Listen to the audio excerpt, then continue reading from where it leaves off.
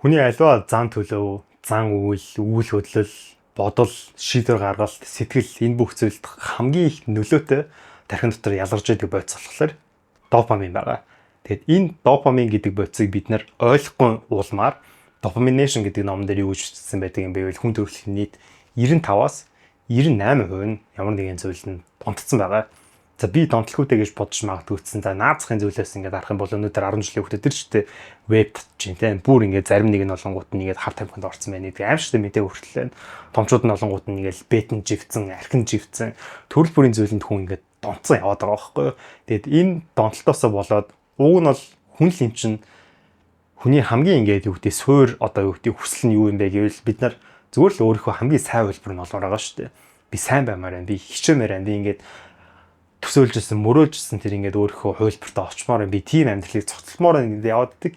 Даанч харамсалтайгаар энэ донтол гэдэг зүйлнээсээ болоод мөнгө, энерги, цаг хугацаа эдгээр зүйлүүдийг бүгдийг нь алдаад байгаа. Тэгэхээр та магадгүй юу гэдэг өөрөө ямар нэгэн зүйлэнд донтоог байж болно. Гэтэ таны эргэн тойрны чухалтай найз нөхөд гэр бүл өөр хин нэгэн донтсон байх юм бол өнөөдөр заавал энэ бичлэг явуулдаггүй юм а гэхэд өнөөдөр ойлгосон зүйлээ өөрийнхөө хайртай болон дотныхоо хүмүүстэй хуваалцаж өгөөрэй гэж хүсэж байна.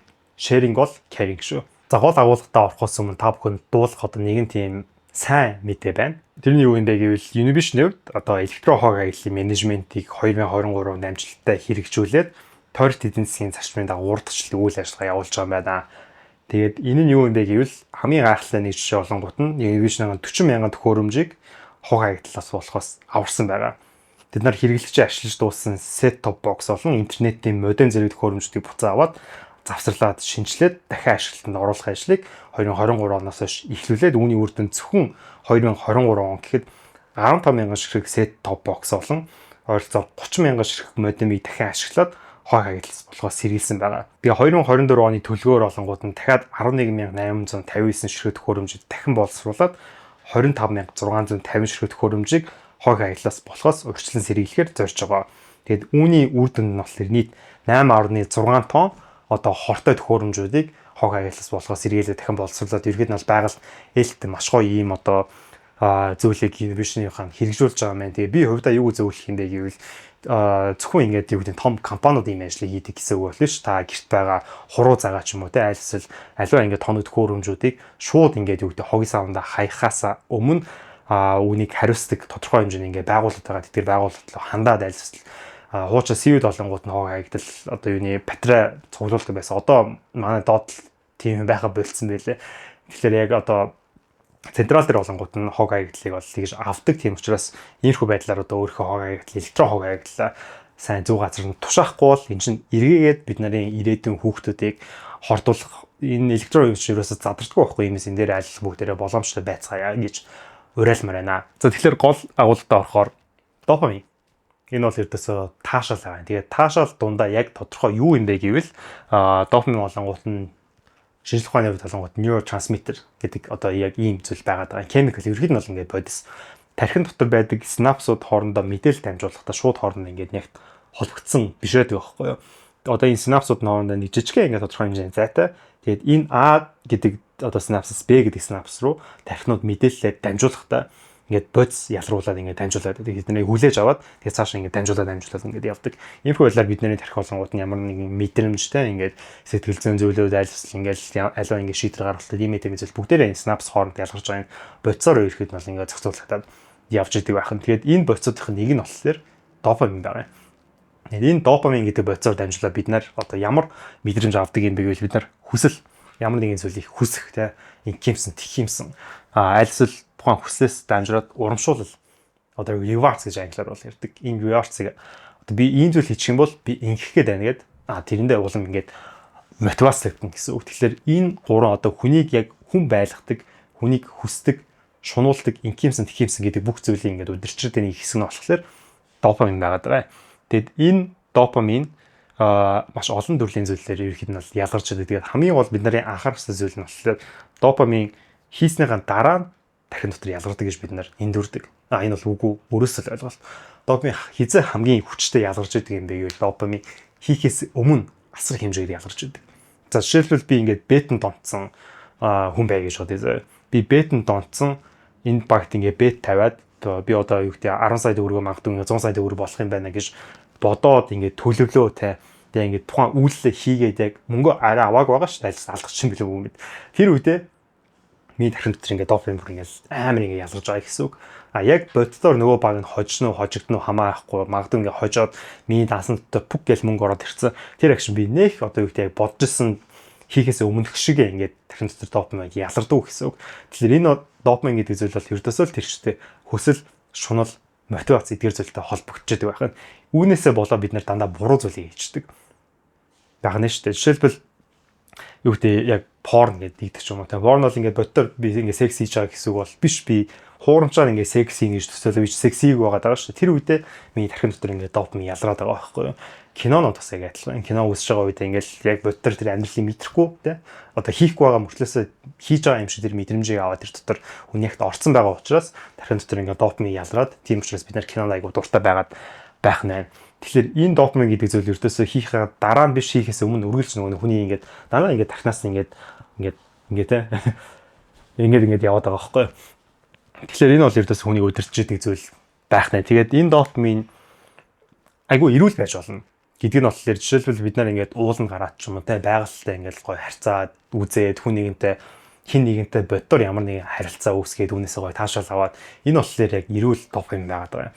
Хамгийн гол аюул нь юу юм бэ гэвэл бид нар instant допамин буюу хиймлэр үүссэн artificial зүйлээр маш амархан тухайн допаминыг өдөөдөг болсон тийм. Одоо бид нар заавал ингээд ямар нэгэн хишэл зүтгэл гаргах шаардлага байхгүй шүү. Зүгээр шууд ингээд буудлаа сууж байгаа л орноос гарахгүйгээр утсаа гаргаад нэг аппликейшн ороод TikTok үүснэ, айлс Facebook-ээр ус төрийг хэрүүлсэн үү. Тэгэл шууд ингээд допамин ялгарч байгаа байхгүй юу. Ийм бид нар энэ ус төрийг хэрүүлээс хүртэл ингээд допамин ялраал аваад байгаа байхгүй юу. Тэгээд энэ зүйл яагаад өнөөдөр ингээд юу гэдэг орчин цагт хүн төрөлхтөнд байгаад байгаа юм бэ гэвэл бид нарын тархи бол ойролцоогоор 300 мянган жил тархины яг суур бүтсэн бол ерөөсөө өөрчлөгдөв. Тэр 300 мянган жилийн өмнө юу болж ирсэн бэ гэвэл за магадгүй би ингээд нэг овгийн ингээд тартараа гэдэг овгийг ингээд ахлагчсан заяа. Би хүүхдүүд болон эхнэрүүдээ ингээд амьд байлгахын тулд би анд гарна шүү дээ. Тэгээд анд гараад ингээд зовоод тэр одоо юу ч байхгүй ертөнцийн таг ингээд байгаль дотор би сүү ороод тэршгээ авч чадахгүй.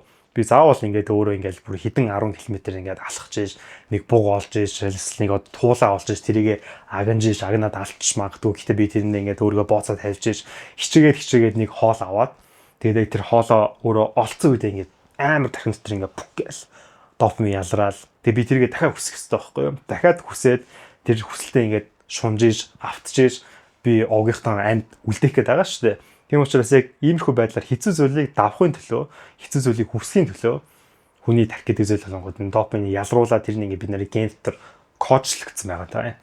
Даа ч энэ нь одоо 21 дэх зуунд болсон чинь сая хэлсэн шиг маш амархан байдлаар авдаг болсон. Тэгээд үүнийг хиймэл байдлаар бид нар үүсгдэг болсон байгаа. Хиймэл байдал гэдэг нь одоо саяны ингээд утас сайж болж байна те. Утсан дотор яж байгаа бүх ингээд дижитал медианууд, айлсэл харт тавхинууд, никотин, кокаин ингээд баахан зүйлүүд байгаа. Айлсэл ингээд архитал ч юм уу. Би архиа уугаал тэгэл гоо хаппи болоод ерөөсөө би зовхгүй байгаа байхгүй. Зовхгүй энэ бүх таашаалыг аваад суурчхаар дараа нь ямар хор хөшиг гарч байгаа юм бэ гэвэл бид нар допамины бейслайн гэж байдаг.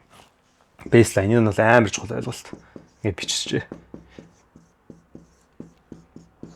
Энэ бейслайн амархан байдлаар хиймлэр допамин аваад авах тусам одоо энэ одоо юу гэдэг яг цензур шугамч гэх юм да одоо монголоор орчуулах юм бол энэ шугам нь баг баг ингэж өсөд байна гэсэн үг.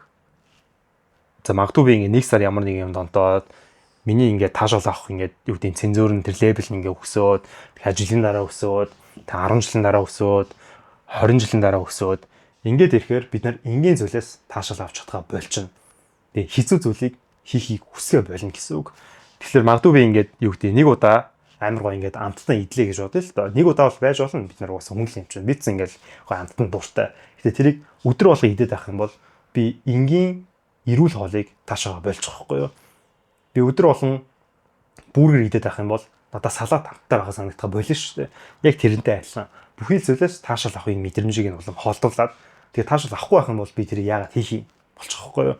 За одоо ингээ хард амхи ингээ бодоод үзэх юм бол магадгүй эхлээд ингээл юу гэдэг үүс мөсөөс ороод те үүсэн дараа нь ингээл мөс олоод тэгэл метафетамин болоод тэгэл кокаин болоод тэгэл ингээл баг багаар нөгөө нэг зүгээр өвсөнд ингээ таашаадаг байсан хүн чинь өвсөд таашаагаа болоод бүр ингээ хүн рүү орж байгаа та яг адилхан. Тэгээд ирэхээр хүн юу шиг одоо тэр хүсэл ингээд төрхөө болчихно гэсэн үг. Ийм учраас яг эрүүл байдлаар өөрөө ингээд тэр допамин зохицуулаад өөрөө эрүүлэр допаминаа дандаа ингээд тогтмол авч явах нь хамгийн чухал зүйл байгаа юм. Тэгэд энэ допамин бол үргэлж ингээд ер нь дандаа ингээд 24 цаг бараг тархин дотор ялгарч байдаг. Тархины цус гэж ер нь бол шинжил одоо эрдэмтэд болонгууд нь үздэг юм байлээ. Иймээс дандаа энэ ялгарч байгаа энэ допамин эрүүл айлах нь бүр маш чухал зүйл байгаа. Тэгээд энэ допаминд pain болон pleasure гэдэг нэг маш чухал ойлголт байдаг. Pain өвдөлттэй, зовлон ч юм уу. Тэгээд нөгөө талд нь болонгууд нь pleasure таашаал. Тэгээд хамгийн сонирхолтой нь энэ pain болон pleasure гэдэг ойлголт энэ одоо мэдрэмжүүд тархины яг нэг хэсэг дотор байдаг. Өвдөлт нь зовлон нөгөө талдаа тийм ингээд жаргал нь одоо тэрнийхэн эсрэг талдаа бол ерөөсөө биш. Зовлон жаргал хоёулаа тархины яг адилхан нэг хэсэгтэр байдаг. Тэгэхээр энэгээр юу хэлж байгаа юм бэ гэвэл энэ хоёр чинь хооронд ингээд тэнцүү байж хэвээр байхгүй дандаа. Тэнцүү байхаар хүний тархи бол ажилтдаг гэж байгаа юм. Тэгэхгүй ингээд дандаа ингээд зовоод байх юм бол хүн сүүлдээ зовлон мэдрэхэ байлаа шүү дээ. Тэрэндээ адилхан дандаа жаргаад байх юм бол тэр жаргал чинь жаргал байха болчихно. Хүн нэг жаргах юм бол дараа нь зовлон заавал ирдэг. Заавал энэ болонгууд нь ингээд хууны өвгшлийн чим айлс ингээд будны философи бол ерөөсөө биш. Энэ чинь угаасаа хүний тархины систем нуруу тэгж ажилдаг. Тэгэд энийг болонгууд нь англиар homeostasis гэж нэрлэдэг. Homeostasis. Тэгэд энэ за наацхан ингээд жишгээр авах юм бол бид нар амар уугаад тухайд ингээд happy шүү дээ. Тэгээ маргааш шалтдаг. Тэгэд энтэй яг адилхан зүйл. Би магадгүй ингээд порно үзчихэд үзэж дууссан дараа ингээд ямар ч амьдрах хүсэл төрдөггүй гэдэг ч юм уу тий. Өдөржин ингээд уцаа орлоод амар ингээд таашаал авч ирсэн. Оройн ингээд юу ч хийх хүсэл төрөхгүй болоо тэгээд уцаа ингээд өдөржин үтсэндээ гимшээд идэх ч юм уу. Иймэрхүү байдлаар энэ pain болон pleasure гэдэг чинь хоорондоо яг холбоотой уялдаатай байдаг зүйл гэж байгаа. Тэгэхээр бид нар хэр их хэмжээгээр тухайн pleasure буюу таашаал их үү тэр их хэмжээгээр үүний дараа заавал зовлоо ирдэг. Одоо ингээд хэдүүлээ төсөөлөд үзэл аягүй олон ингээд кинон дээр ч юм айл эсвэл сүүлийн ингээд влогууд дээр Канадад байна, Америкт байна, тэг ингээд Европт зомби нарын гудамж байдаг шүү дээ. Харт аймгийн живцэн хүмүүс. Ингээд бүр ингээд ямар ч ингээд амьдрах хүсэл төрөхгүй ингээд бүр ингээд ихтэй унтсан те ингээд тэр аваар ингээд бүр яг үхсэн юм шиг байждаг. Тэр хүмүүс амар их жаргацсан байгаа байхгүй юу? Тархин дотроо те. Тэр харт аймгааслоо. Тэгээд үүний дараа юу хүлээж байгаа юм бэ гэвэл зомби л хүлээж байгаа. Энэ бол яг арай жоо экстрим гэс. Гэхдээ яг энэ өдөр тутмын амьдралаа түрүү хэлсэн шиг гар утастай ингээл порн, кино, айлсл ингээ бэ төрөл бүрийн зүйлтер байгаа. Тэгэхээр хүний тархи гэдэг чинь угаасаа нөгөө нэг аливаа зүйлийг балансжуулсаар байгаад сурцсан байгаа байхгүй юу? Яг тэр хүү нэгдлийн одоо 90% юм уу ингээ шулуун цэсгийн 90%-ээс ахвал бид нар дандаа ингээ тархин доторх тэр одоо мэдрэмжүүд дандаа балансладаг. Тэгэхээр хэр их хэмжээгээр жаргана, тэр их хэмжээгээр зовно. Нөгөө талаа бодоод үзэх юм бол илүү эерэг. Тэр их хэмжээгээр бид нар зовно, тэр их хэмжээгээр бид нар таашаалыг авна гэсэн үг. Энэ юу хэлж байгаа юм бэ гэвэл амархан таашаалыг биш хэцүү таашаалыг бид нар дандаа хүсэх ёстой. Хэцүү таашаал. Жишээлбэл дасгал хөдөлгөөн байж болж байна. Cold shower те ингээ хүүт усанд орох байж болж байна. Аль эсвэл ингээ эрүүл хооллолтууд. Эдгээр зүйлүүд чинь нэг тийм юу гэдэг нь шууд тухайн мөчтэй ингээ амар гоё допамин ялруулахгүй чсэн дараа нь хүн тэрнээс гоё таашаал авдаг шүү дээ. Өнөөдөр ямар гоё ингээ эрүүл хоол идчихв те. Дасгал хөдлөлөөр хийж эхэлж байгаа жоохон хэцүү байсан. Сүүлдээ ч майлс дуусны дараа хүн нэх гоё ингээ мэдрэмж төрдөө шүү дээ. Хүүт усанд орж үзчихсэн хүмүүс бол бүгдээрээ л мэдж байгаа. Тухайн үед эхлээд гэж хэлсэн сүүлдээ амар гоё болдог. Яг тэрэн шиг бид нар маш эрүүлэр зөв допаминыг дандаа авч явах хэрэгтэй. Тэгэхгүй инстант байдлаар ингээд айгу хурдан ингээд өсөх юм бол дараа нь краш болдог гэж байгаа байхгүй юу? Дараа нь айгу чухал ялвал допамин краш. Энэ краш нь юу гэсэн юм бэ гэвэл түрүү хэлсэн pleasure болон pain гэдгийг ойлголтоос үүдээд хүн маш хэмжээгээр амархан ингээд жаргалыг авах тусмаа дараа нь төрөл бүрийн байдлаар зовлон үүсэх. Тэгэд энэ зовлонгууд нь хөвчлэн сэтгэл зүйн гутралууд байдаг. Би ингээд lonely болондоо ингээд амар ганцаардан эм орн сэтгэлээр унан ямар нэгэн байдлаар уур уцаартай болно, бухимдалтай болно, өөрийнхөө амьдралаа эргцүүлж эхэлнэ. Энэ бүх зүйл чинь хэр их хэмжээгээр хүн амархан таашаал авах, тэр их хэмжээгээр тиймэрхүү зүйл ялгардаг байхгүй. За жишээлбэл ингээд бодоод үзээрэй. Амралтын өдрөөр хүн ингээд аюу үр бүтээлт тухай өдрөө өнгөрүүлмээр санагдаад тэр өглөө эхлүүлж болно шүү дээ. Дааш игээл орных ингээд гой санагдаад орноос өрөөс ингээд гарч чадахгүй босч чадахгүй. Тэгэл нэг л мэдсэн чинь ингээд уцаа авахсан. Нэг л мэдсэн чинь ингээд нэг цаг өнгөрсөн. Нэг л мэдсэн чинь ингээд үд болцсон. Тэгээ за нэг хоолоо идчихгээл тэгээ хоолоо. За одоо би яг жигнэсээ хичээнэ гээд хичээнэ ч явахдаа одоо юу гэдэг тухайн өдөр амжуулъя гэж бодчихсан ажилдаа хийнэ гэж ботцсон. За нэг жоох уцаа авах чи гэдэг ч юм уу. Альс жоон кино үзсэн шүү дээ. За нэг жоохон ингээд порнос чи гэдэг ч юм уу. Тэрхүү байдлаар ингээд яваад байгаа тухайн өдөр ингээд дуусчлаа. Орой боллоо. Орой болсон ямар мэдрэмж төрдөг да бодоод үзээрэй. Яг тиймэрхүү байдлаар одоо үр бүтээлтэй өнгөрүүлэх гэсэн амралтын өдрөө алдчих юм бол амар новшин санагддаг шүү дээ. Би бүр ингээд ингээд амьдрах хүсэлгүй ингээд би бүр ямар ингээд новшин би өөртөө ингээд амар гимшдэг ч юм уу ингээд өөргөө ингээд амар self esteem гэдэг одоо өөртөө итгэх байдлаа ингээд нав сунгагаал тиймэрхүү байдлаар амархан ингээд допинг авах тусмаа тэр хинжээр хүн дандаа стил готорл орж идэг байхгүй юу. Тиймээс крашлуулахгүй байхаар байх нь чухлаа. Тэгэхээр түрүү хэлсэн яг зөвөр зовх замаар олох тэр жаргалууд нь хамгийн чухал зүйл нь юу юм бэ гэвэл олон судалгаагаар нотлогдсон зүйл нь юу байдаг юм бэ гэвэл одоо иймэрхүү байдал огцом ерөөсөө ингэж явахгүй. Ерөөсөө огцом явахгүй. Тийм пэйнүүд олонгууд нь маш удаанаар ингэж өсөж идэг. Удаанаар ингэж өсөж байгаа. За энэ дээр ингэ пик нь алаа гэж дээ заяа. За энэ олонгууд нь ингэж биш үү. Би ингээд тасал хөдлөө хийсэн гэж бодъё.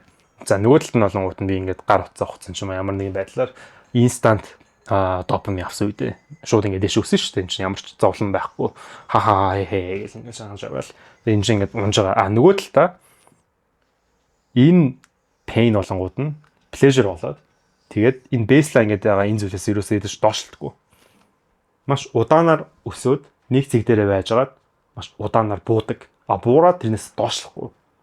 Яг буураад baseline буюу одоо яг зүгээр энгийн төлөвтэй ингээд дандаа шилждэг гэсэн үг.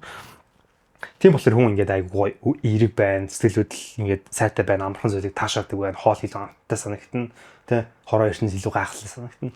Тийм болохоор ийм хэцүү зүйлийг хийж сурыг, тэ. Хэцүү зүйл тэнцүү, жаргалтай зүйл байхгүй яг үүндээ.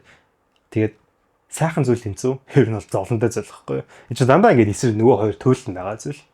Тэгэхээр энийг тархин дотор маш сайтар шингээж авах нь айгүй чухал байх нэ. Тэгээд допамины бас нэг сонирхолтой зүйл нь болохоор бид нар энэ генээс амар чухал хамааралтай байдаг. Жишээлбэл жоох нэг судалгаан дээр болонгот нь хүний ген аливаа зүйлэнд онцоход 50-аас 60% үдээс нөлөөлждөг. Бүлтэн 50-аас 60%. Жишээлбэл танаа эцэг их чинь аль нэгэн ч юм айлс өө имэнаар хааны газар байгаа ген чинь чам дотор орж ирээд хэрвээ одоо юу гэдэг гений чинь аль нэг хүн ингээд амар архинд одоо юу гэдэг амархан донтдог хүн бай гэж архин живцэн байсан хүн бай гэж үү. Тийм бол чи архин живэх магадлал 50-аас 60% бохгүй юу? Хамсалтайгаар.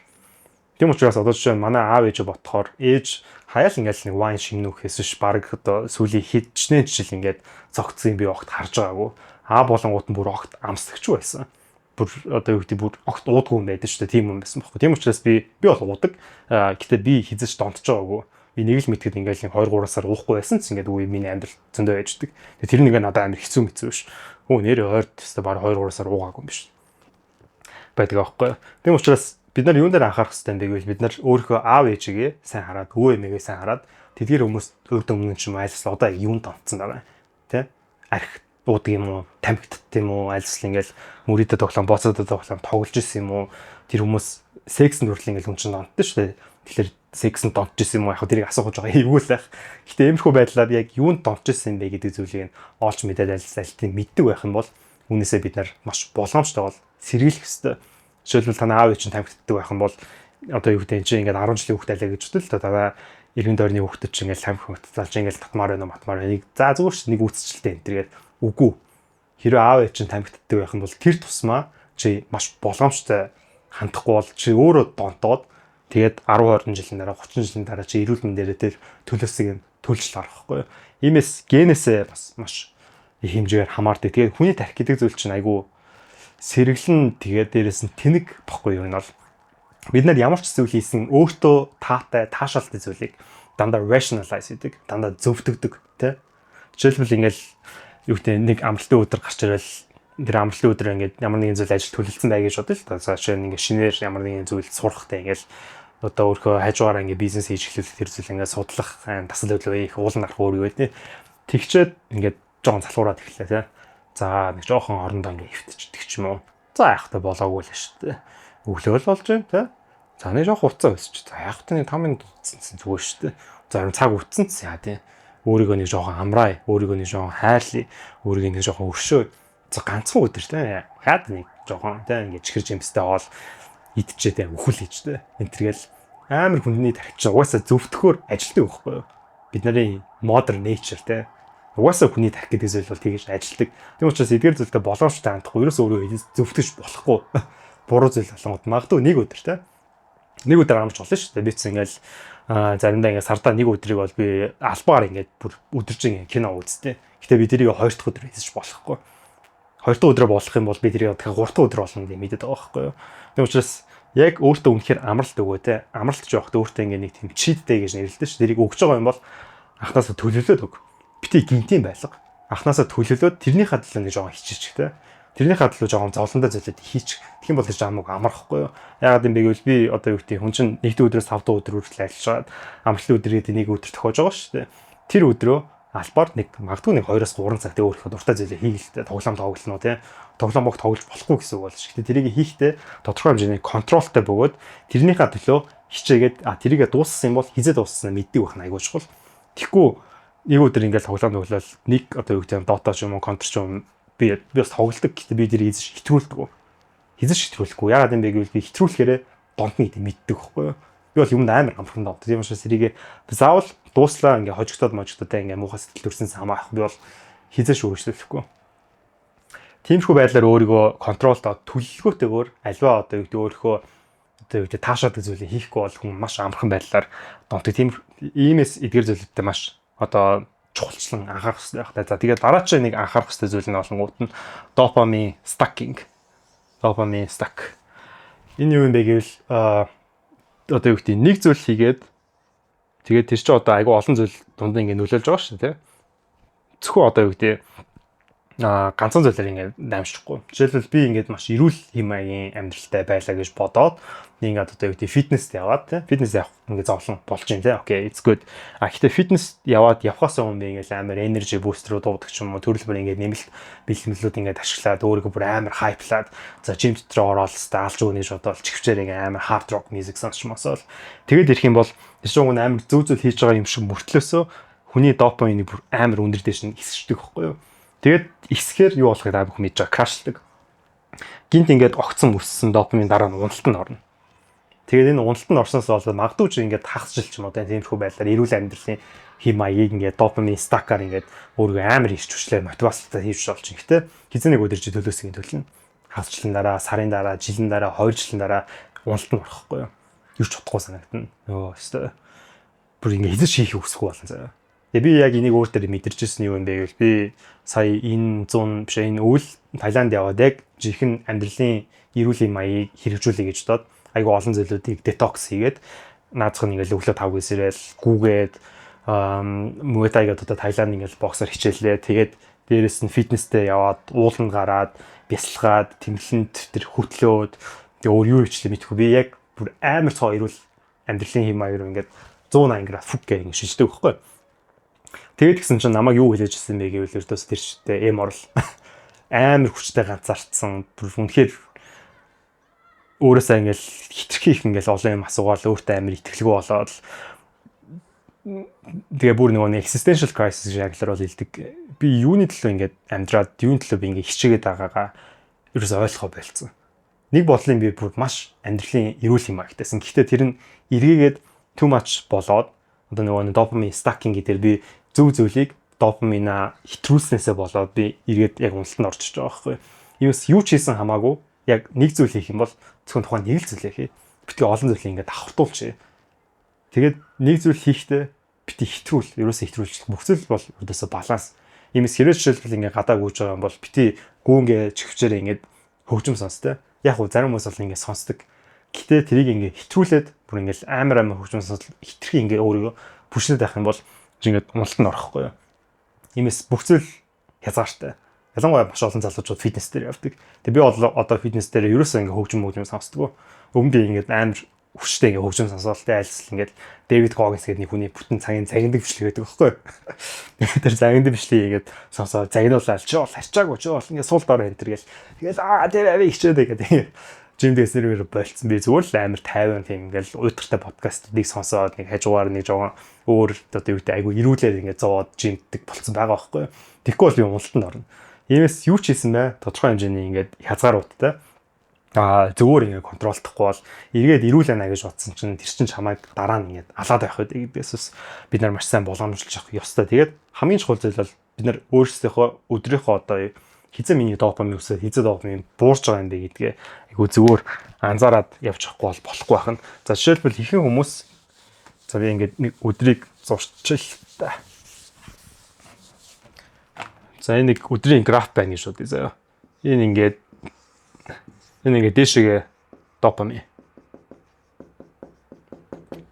За ийшгээ ингээд цаг. За өглөө за дийлэх нь бол одоо өглөө 7 молоо эсэрж байгаа гэлгүй.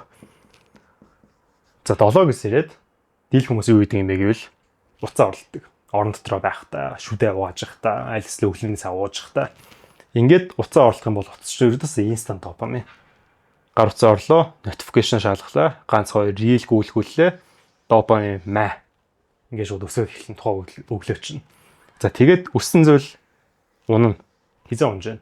Бид нар төвжил явна альсл ингээл гадуур ингээл алхаж малхаад уцаа үзээд оролцсогийн дараа мэдгүй одоо хүн болгон л арай өөрөөр мэдэрдэг байх. Гэхдээ ерөөхдөө нэг жоохон ууртай ямар хүүтэй юм бэ тэрэж уцаарлал нэг тиймэрхүү байдлаар өглөөг эхлүүлээд за тэгээд ажил дээр ажиллаа. За нэг жоохон ингээд иймэрхүү байдлаар явж ирсэн аа. Бид нар ажил дээр дандаа уцаа үздэг. Нэг жоохон амралтын үеэр үзлээ буурлаа. Иймэрхүү байдлаар амар замбраагүй байдлаар бид нар допаминыг ингээд дэвшлүүлээд явчихдаг байхгүй. Энийг ол ердөөсөө болох хэрэгтэй. Өглөөс ирлээ шууд орносоо бус. 5 минутын дотор тэгээд уцаа ядаж ихний 1 цаг үүсэхгүй бай. Ядаж өглөөс ирснээс хойш 7-аас 8 цагийн хооронд. Тэгээд 8-аас notification үүснэ, 7-аас notification үүснэ. Яг үндэ нэх ялгаа байхгүй шүү дээ чанарын үед. Тиймээс миний хамгийн их уриалахыг хүсээд байдаг зүйл бол өглөө битүү уцаа орлт. Тэгээд өглөөг айгүй удаан эхлүүл. Тэ. Тэгээд өглөө ингээл амар fancy одоо юу гэдэг би заавал ингээд тийм одоо өглөө сайн ингээд өөртөө бэлтгэх хэвээр өглөө гараад ингээд гүөх хэвээр бла бла бла. Fact that уус чадахгүй дийлэх нь. Иймээс өглөөс ирээд чиний хамгийн эхлээд хийх ёстой зүйл бол ердөөсөө шүдэ угаагаад ганцхан өндөг шарж идээд тэг гэрээс агаар үүнээс илүү зүйлийг хэрэгжүүлэе гэж бодоод тэр хэрэгжүүлж чадахгүй байсан дэ хүмүүс сэтгэлээр унаад өөртөө итгэлгүй болоод тэгээд дахиад нөгөө допамин крашд ордог байхгүй болоод иймээс бити фэнси байх гэж бод. Эхлээд баг ихэл зөөлнөр ихэл тэгээд дараа нөгөө нэг гой дадлуудыг бол хэрэгжүүлж эхэлж болно. Иймэрхүү байдлаар явах хэрэгтэй. Тэгээд бас нэг айгуу чухал зүйл нь болохоор хүнд нэг жоохон ингээд нэг амралтын цагууд гарч ирдэг. Хийцгүй цагууд. Тэгээд жишээлбэл одоо юу гэдэг CU ороод нэг кофе авах та ч юм уу альсэл ямар нэгэн зүйл авах та ингээд дэлгүүрт ингээд очилж байгаа шүү дээ. Тэгээд яг та ингээд анзаараа заа. Очилж байгаа хүмүүсийн за магадгүй 2 хүн дотмын нэг нь очилонгоо уцаа үздэг. Зүгээр л ингээд гүйлгээл. Тэгээд ингээр чин допамин чин дахиад ихсэж байгаа байхгүй юу? Тэгэд энэний дараа хийх байсан таскууд үйлчлэл чинь амар утгагүй санагдана. Тийм үстэй. Юурээс утгагүй санагдана. Иймээс жоохон ингээд зай завсар гарангуут энэ дэр зай завсраа бити допамин ихсгээд. Жоохон зай завсар гарах юм бол зүгээр л хийц хөрөлтэй. Тэ? Зүгээр юм бити бол зүгээр л ингээд сайхан ингээд тэнгэр хараад ч юм уу альс одоо юу гэдэг хажууд байгаа нэг хүнтэйг ганц хоёр үг солиод ч юм уу. Тиймэрхүү байдлаар зүгээр л энгийн бай. Бити уцаа үз. Тэгээд уцаа үзээд одоо юу гэдэг зай завсар болон дээр уцаа үзээд байгаа болохоор допамин чи ихсээд дараа нь хийх ёстой байсан ажлуудтай магадгүй ямар нэгэн тайлан бэлдэх, тооцоо хийх, альсэл одоо юу гэдэг одоо ямар нэгэн материал бэлдэх, мэйл бичих эдгээр ажлууд чинь амар зовлонтой санагдаад байгаа байхгүй юу. Яагаад юм бэ чи тэрний нэг ганцхан хормохын өмнө айгүй амархан байдлаар таашаал авцсан. Тэгээ тагчин тэр таашаал руу чи одоо жоо дахиад тэр явахыг хүсэн шүү дээ. Тийм болохоор дараа нь хийж байгаа зүйл чинь намайг утгагүй, ерөөс анхаарал төвлөрч өгөхгүй. Тийм байгаад байгаа. Тийм учраас зай завсар бүр дээр допамин ихсгээ болий. Зай завсар бүр дээр зүгээр л хийцгүүрэл зүгээр л байгаагаараа бай. Яагаад болохгүй гэж те. Яагаад нэг хажууд сууж байгаа те ажлынхаа үнтэйгээ нэг амралтын өдрөө хэрхэн өнгөрөө юу вэ ярьж болохгүй гэж хөгч нь яаж юм. Яагаад болохгүй гэж тэрхүү байдлаар өнгөрөхгүйгээр дандаа ингээд яваад байгаа байхгүй айгу зовлонтой. Тэгээд энийг л болмоор байна те. Тэгээд айгу амархан зүйлээс таашаал авахын төлөө хэдүүлээ зүгээр гадуур алхахдаг болъё те. Одоо гадаа гой дулаахан байна, утгагүй хүүтрэн тэгэхээр хүүтрэхээс өмнө ядаж ажил руугаа машинаа орхиод нэг 2 км-ийн зайтай юм бол алхачих. Тэгээд алхах чинь гоё шүү дээ. Алхах чинь ингээд допамин чирээс ихсэхгүй айгүй удаанаар ихсэж байгаа баг багаар ингээд гараал шууд ямар хайп юм болох байхгүй. Гараал нэг жоохон алхаж байгаа л хүн амтныг хараад те ингээд тэгэл баг багаар ингээд допамин левел ихсгэн. Иймэрхүү байдлаар нэг жоохон өөрийгөө ингээд контролд чадахгүй бол юунаас таашаал авах болчих бид нар. Амьдрал утгагүй юм шиг ингээд хүн болол баг ингээд зомби болох чинь яг үндэ. Анзаараад үзээ та ямар сүртэй ингэж бодож магадгүй. Гэтэ үнэн бохгүй юу?